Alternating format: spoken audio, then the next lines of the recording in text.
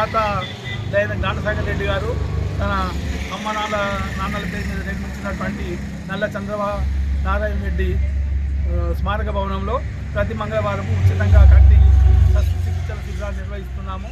ఇందులో కంటి శస్త్రచికిత్సలు అవసరమైన వారికి ఉచితంగా లయన్స్ కంటి ఆసుపత్రి ఆర్మూర్లో ఆపరేషన్స్ చేయిస్తున్నాము. అటువంటి వారికి ఉచితంగా కళ్ళద్దాల పంపిణీ కూడా చేస్తున్నాము.